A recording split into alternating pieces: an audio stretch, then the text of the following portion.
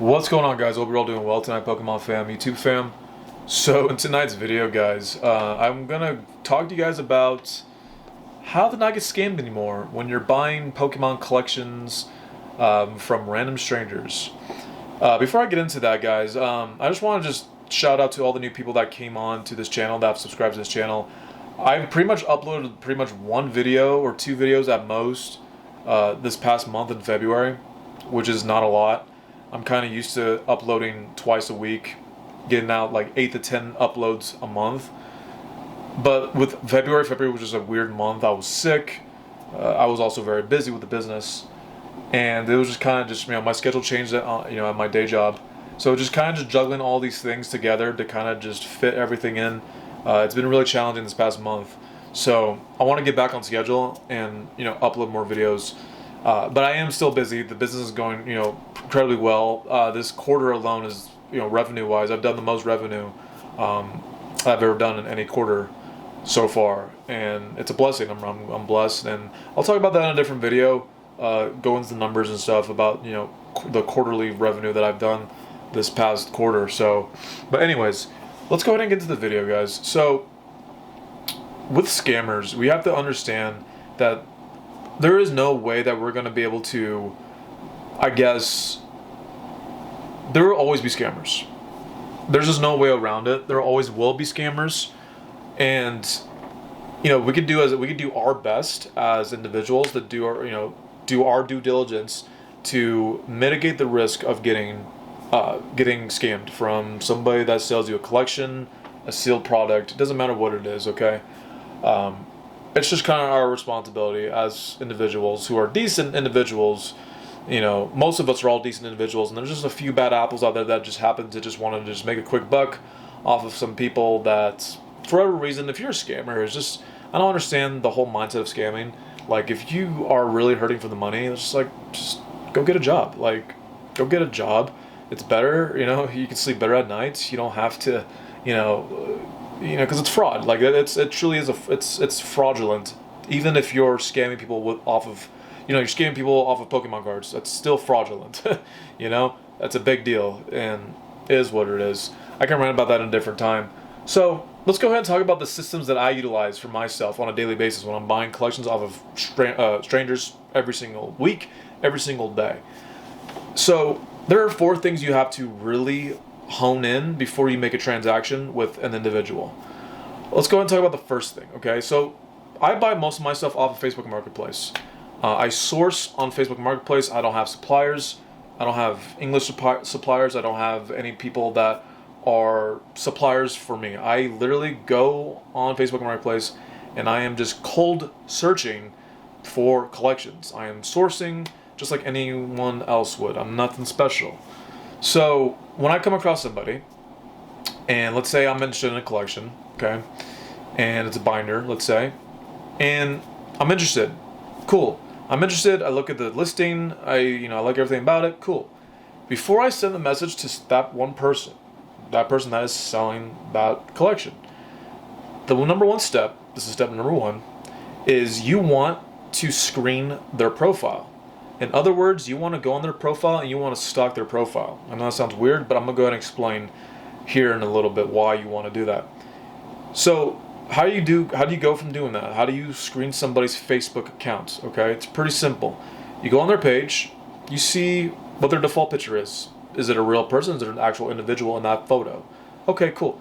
Then you want to scroll through their profile, their default pictures or whatever, their profile pictures, their past profile pictures, and just scroll through and see if it's the same person in different environments, different photo settings, but nonetheless it's still the same person. Okay, you want the consistency of the person that you're buying from. You want to see if they're a real person that is selling you this collection. Okay, then you just want to go through their general photos, see if they have general photos, see who they're tagged with, see if they actually have friends, if they have whatever the case may be. Okay, you go through all that, see if they have friends. Okay, that's another big thing. Make sure they have friends on their profile. You do all that, and then see if there's any activity on their Facebook pages.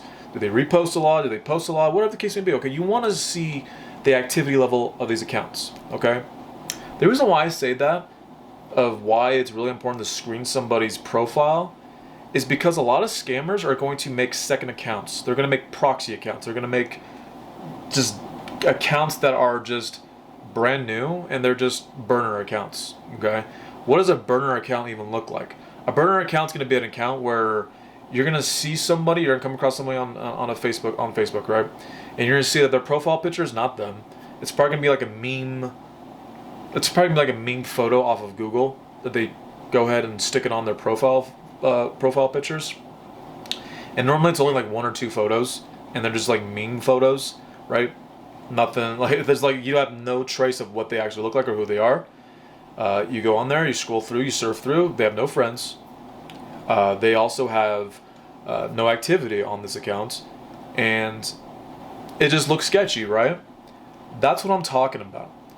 If you come across an account like that where they're selling a Pokemon, whatever the case may be, a Pokemon collection, and you go on their profile and it's one photo of a meme photo, really no friends, probably 1 or 2 friends, and no activity at all, and you can tell like this account kind of looks like a burner account, you right away just wrap it up. Don't even interact with the person. Don't even message them.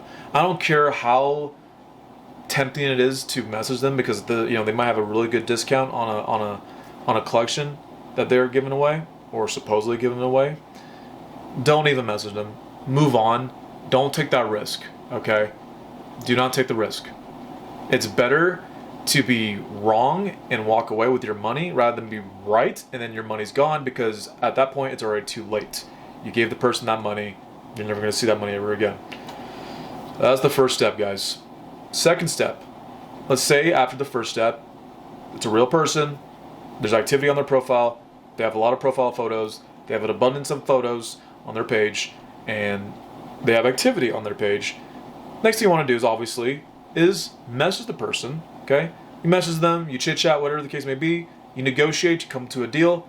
He likes your side of the deal. You like his side of the deal. Boom, you guys shake hands. Now the second step. The second step is going to be a timestamp. Pretty much a timestamp. What is a timestamp? A timestamp is basically when you take a piece of paper. It could be a printer paper or it could be a notebook paper. It doesn't matter what it is, okay? But what a timestamp basically is that basically you write the person that is selling you that collection, they write their full name on the timestamp, and they put the actual date, today's date. I don't know what today's date, the 8th, okay? March 8th, 2024.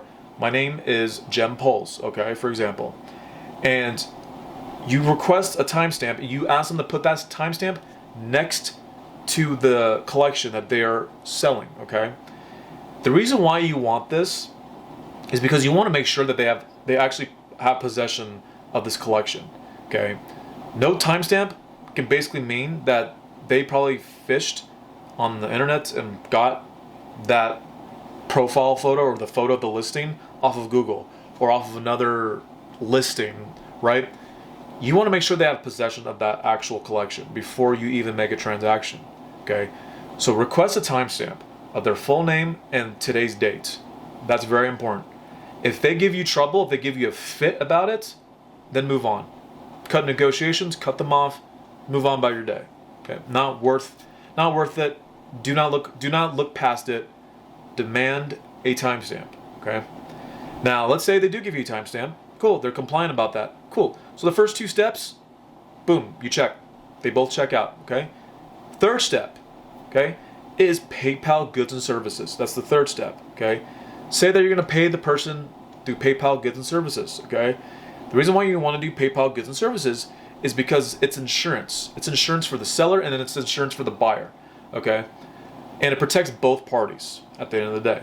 When you do goods and services, basically when you send out the money to the buyer, or I'm sorry, the seller, when you sell the money, or when you send off the money to the seller, basically PayPal is going to, I don't know how PayPal does it on the seller's end, but I'm pretty sure PayPal holds that money for a particular amount of time until I think it's like 7 days or something like that. Okay, it's like 4 to 7 business days that PayPal's going to hold that money. And if there's any issues, like let's say you do receive the collection, let's say it is a scam, let's say they send you a box and there's like nothing in it, right? Then you can report that. You can report on PayPal that the person did not give you what was listed on the listing. okay? And obviously it's a due process, because obviously you can't just lie as a buyer, because there's people that will lie too. There are buyers who will lie just so they can get a refund along with having a free collection. Okay, there are scammers who are like that too. That's a completely different video. But anyways, so like I said, PayPal goods and services, you report that. They do a due process. It takes some time. It takes a lot of time. It takes about a couple weeks for them to do a due process. And if they see that the evidence leans on your side, they are more than likely to refund you your money. And there you go. You do not lose out on your money. Okay. Always do goods and services on PayPal. That way it protects both parties. Okay, including yourself, you as the buyer. And let's say, for example, you tell the buyer, or you tell the seller that you want to do PayPal goods and services, and if he gives you a fit about it, cool, walk away. Walk away. If they tell you I only do Cash App or Zelle, cool, walk away. Tell them you only do PayPal goods and services. And if they still give you a fit about it, walk away. Wash your hands, move on. Okay? Now let's say they do agree and comply with that. That's the first 3 steps. Boom, they all check mark. Last one's not really a requirement, but the last one is going to be like a cherry on the top. The last one you want from the seller is you want a TCG Player List. Okay, like I said, this is a cherry on the top, but this just makes it very. I would say the odds of you getting scammed if they actually do this 4th step is very unlikely for them to scam you. Okay. You basically request a TCG Player List. What a TCG Player List is it's a list of the entire collection. Okay, let's say it's an Evolving Skies Master Set. Okay, and you want a list of every single card that's in that binder. Okay, and that way you know the total value of that binder. Okay, you would want to know how much the value is on that binder and what the asking price is, obviously compared to the asking price, and that way. If they already have a list ready for you, or they'll either have a list ready for you, or they'll tell you, give me some time, let me go ahead and make a list for you, and then I'll come back to you, right?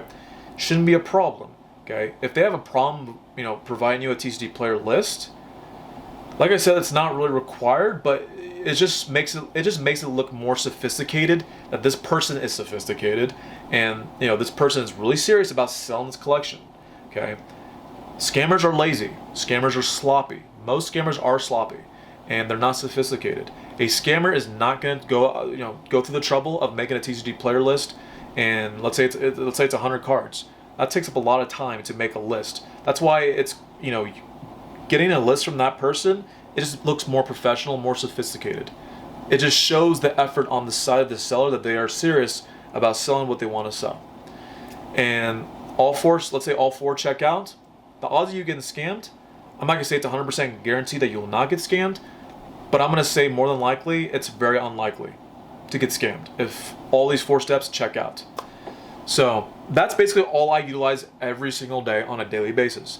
If one of these steps are broken or one of these steps do not check out, I am pretty much rinsing my hands, moving on. It's not worth my money. It's not worth, taking that chance, in my opinion. So I hope this video helped, guys. Like I said, this is going to be like quick and brief. I'm going on almost 15 minutes. So hopefully you guys learned something today. Hope you guys, got something from this video. I'm going to be coming out with more videos here in the next, following week. I know we're going into the weekend. I'm going to list my cards. I got to do my taxes next week. It's just very busy and stuff, but I'm definitely going to, obviously keep you guys updated and just give you guys some tips and stuff with your businesses and go from there and stuff. So anyways, guys, I hope you guys all have a great night. Have a great rest of your weekend, and I will see you guys in the next video. And yeah, I will see you guys in the next one. Peace out, guys.